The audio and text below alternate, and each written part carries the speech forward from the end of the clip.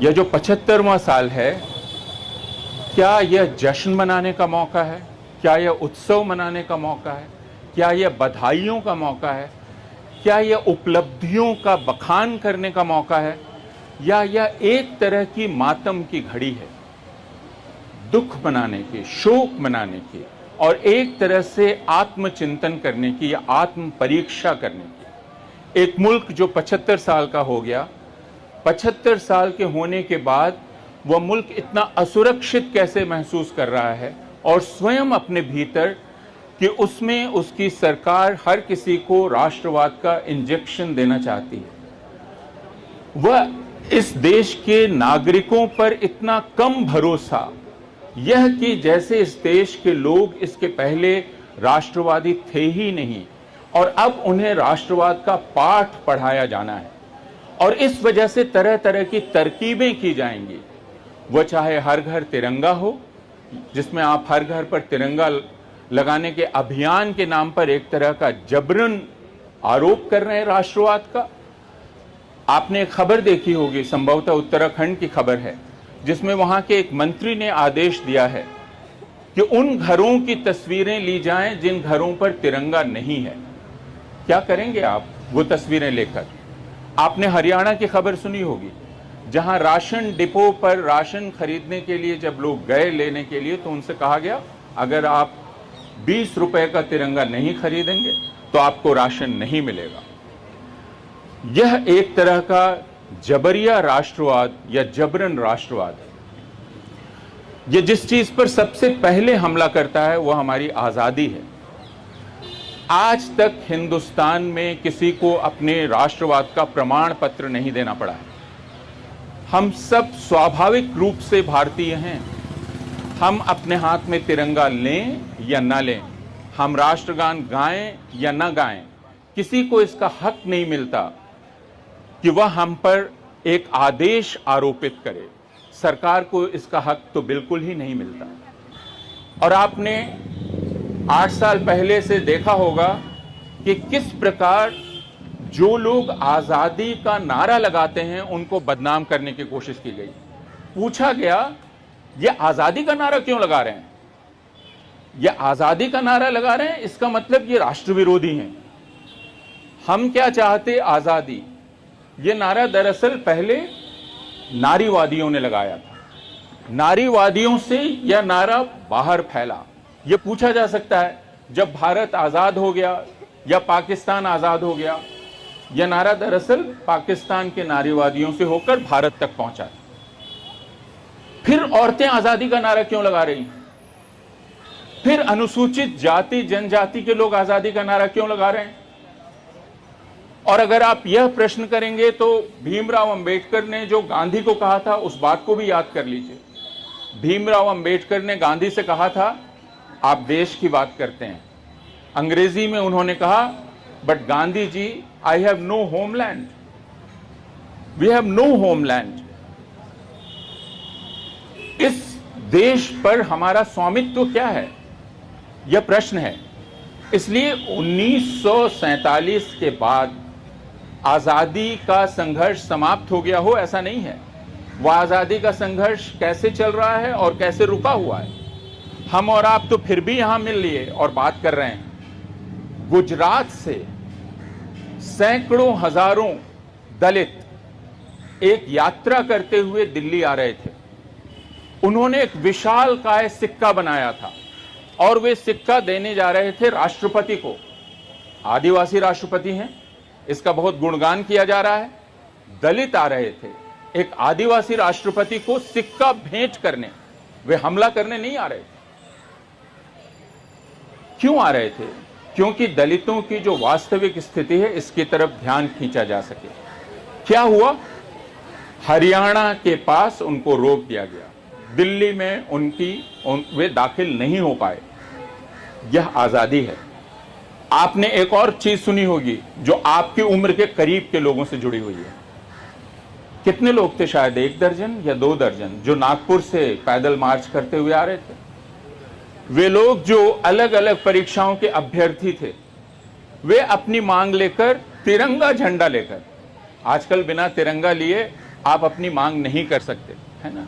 एक मजदूर को अगर अपनी मांग करनी है तो तिरंगा लेना पड़ता है, छात्र को मांग करनी है तो तिरंगा लेना पड़ता है। पहले साबित करना पड़ता है कि हम राष्ट्रवादी हैं, उसके बाद मेरी 2 जून की रोटी मुझे मिलेगी कि नहीं ये तय होगा। लेकिन वे तिरंगा लेकर आ रहे थे। क्या किया गया उनके साथ? पैदल आ रहे थे, याद रखिएगा। हम और आप यहां 2 घंटा खड़े रहेंगे, हमारी टांगें दुख जाएंगी। नागपुर से पैदल चलते हुए वे नौजवान यहां आ रहे थे, लड़के और लड़कियां। उनको उत्तर प्रदेश में जगह जगह गिरफ्तार किया गया, उनके मोबाइल फोन छीन लिए गए। उनके पास कोई हथियार नहीं था, उनके पास सिर्फ एक तिरंगा था। वे पैदल चल रहे थे, रोका गया, गिरफ्तार किया गया, बसों में बैठाकर अलग अलग दिशाओं में छोड़ दिया गया। फिर वे जमा हुए, फिर एक साथ निकले, हरियाणा तक पहुंचे। फिर हरियाणा में उनके साथ यही किया गया, उनके मोबाइल फोन छीन लिए गए, उनको तोड़ दिया गया, उनको अलग अलग बसों में अलग अलग जगह बैठा के तितर बितर कर दिया गया। क्यों? 12 नौजवान पैदल चलकर दिल्ली नहीं आ सकते, दिल्ली में उनका प्रवेश नहीं हो सकता। दिल्ली अब इतनी असुरक्षित हो गई है, और दिल्ली क्या किसी की मिल्कियत हो गई है? यह प्रश्न आज से 2 साल पहले भारत के किसानों ने किया था, जब पंजाब से चलकर वो सिंघू पहुंचे। और सिंघू में जिस तरह की दीवार खड़ी की गई, मुझे मालूम नहीं है आप में से कितने लोगों ने उसको देखा है। बैरिकेड, उसके बाहर कीलें, और सड़क खोद दी गई जब किसान दिल्ली की तरफ आ रहे थे। मुझे मालूम नहीं आप में से कितने लोगों को याद है, लेकिन जगह जगह पुलिस ने सड़कों में बड़े बड़े गड्ढे कर दिए कि वो आ ही ना सकें, बैरिकेड खड़े कर दिए। क्यों? ये दिल्ली किसकी है? इस दिल्ली पर स्वामित्व किसका है? मिल्कियत किसकी है?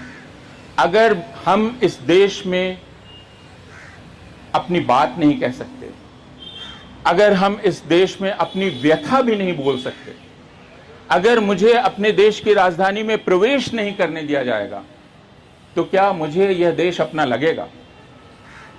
क्या जबरदस्ती मेरे गले में राष्ट्रवाद उड़ेल दिया जाए, डाल दिया जाए, वह राष्ट्रवाद क्या मुझे मीठा लगेगा किसी भी प्रकार? जब यह कहा जाए कि आप उन घरों के फोटो खींचिए जिन पर तिरंगा नहीं है, उस फोटो का आप क्या करेंगे? प्रश्न यह है, क्या आप उन्हें दंडित करेंगे?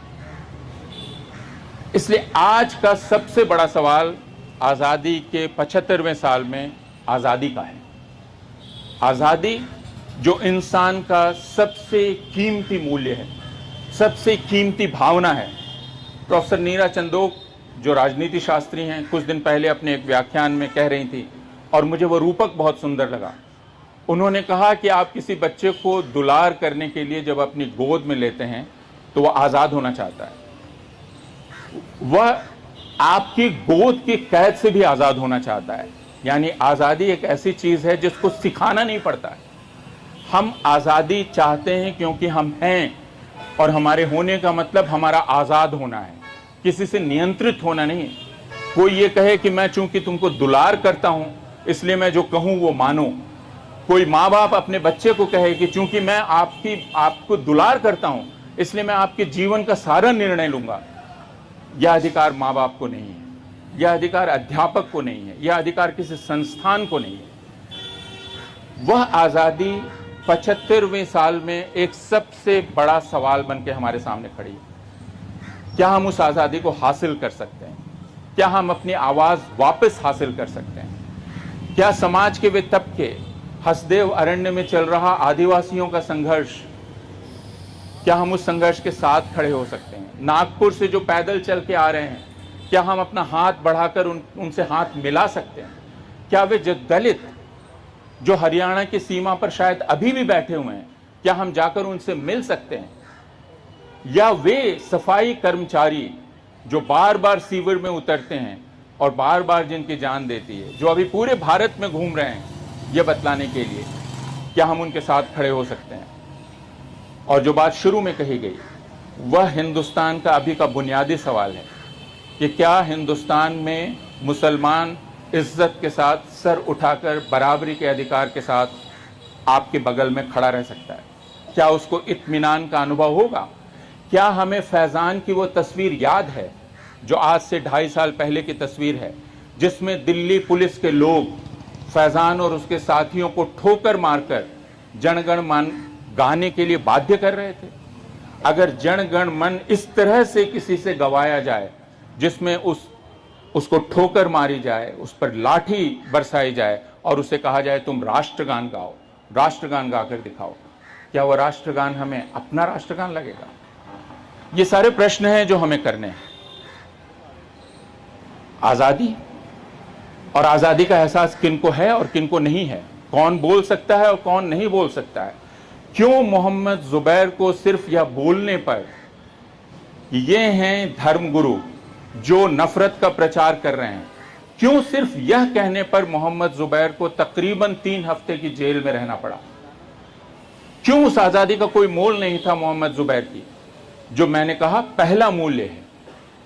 मोहम्मद जुबैर की उस बात को सुनने में सर्वोच्च न्यायालय को 3 हफ्ते क्यों लग गए? सिर्फ मोहम्मद जुबैर का सवाल नहीं है।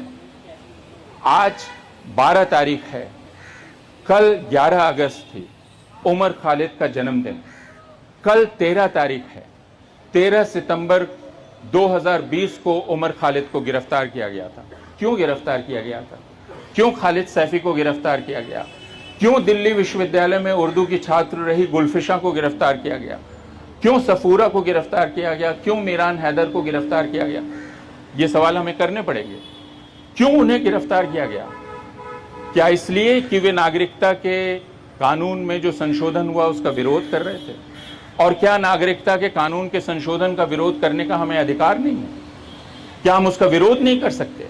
क्या उसका विरोध करने का मतलब इस राष्ट्र का विरोध करना है? क्या हम ये नहीं बतला सकते कि आपने भारतीय नागरिकता की परिभाषा को दूषित कर दिया है इस कानून को लागू करके, और हम उसका विरोध करते हैं क्योंकि हम भारत की नागरिकता को धर्मनिरपेक्ष रखना चाहते हैं, उसकी परिभाषा को विकृत नहीं करना चाहते हैं, हम नेशनल रजिस्टर ऑफ सिटीजनशिप नहीं चाहते हैं।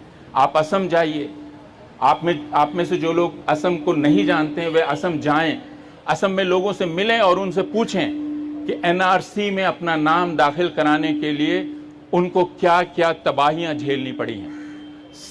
17 लाख लोग एनआरसी से बाहर हैं, 17 लाख, जो बरसों बरस से हिंदुस्तान में रह रहे थे, और उनमें 15 लाख हिंदू हैं, यह भी ध्यान रखिएगा। असम के डिटेंशन कैंप में हिंदू हैं। क्यों? क्योंकि यह सरकार कहती है अब हम तय करेंगे कि आपके पास फलां फलां फलां कागज होगा तो आपको भारत का नागरिक माना जाएगा, और अगर आपके पास कागज नहीं है जो हम कहते हैं तो आप भारत के नागरिक नहीं रहेंगे, रजिस्टर में आपका नाम नहीं होगा। इसलिए आज, जैसा मैं कह रहा था, आज की घड़ी जश्न की घड़ी नहीं है। आज जब हम यहाँ इकट्ठा हैं, असम के डिटेंशन कैंप में कैदी उन लोगों को याद करें जिनकी नागरिकता पर संदेह किया गया है।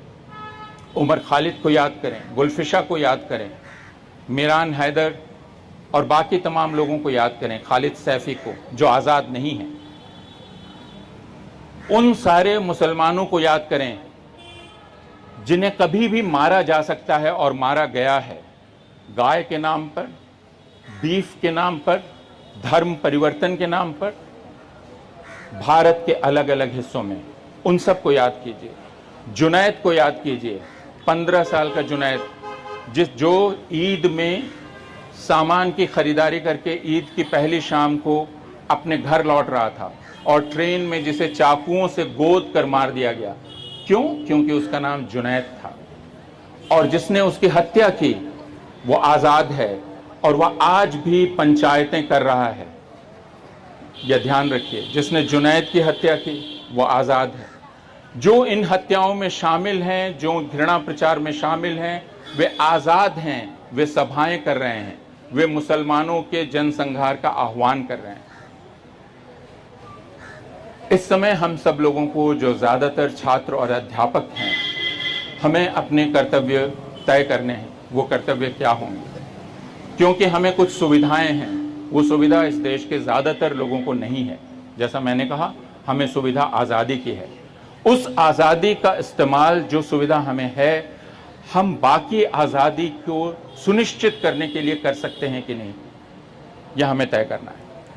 और यह तब तक नहीं हो सकता अगर हम अपनी आज़ादी की बात कर रहे हैं जब तक हम दूसरों की आज़ादियों को सुनिश्चित न करें, उन जगहों की पहचान न करें जो सबसे ज़्यादा खतरे में हैं, अपने आप को भुलावे में न रखें, छलावे में न रहें, धोखा न दें खुद को।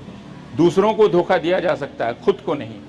हम जानते हैं कि जब घर घर तिरंगा में हम शामिल होते हैं, मर्जी से नहीं शामिल हो रहे हैं, हम एक धोखे में शामिल हो रहे हैं। हम इस धोखे को पहचानें, इस धोखे की बात करें, इस देश को बता सकें, इस देश की जनता को, कि वह एक बहुत बड़े धोखे में गिरफ्तार है और उस तिलिस्म से उसे आज़ाद होना है।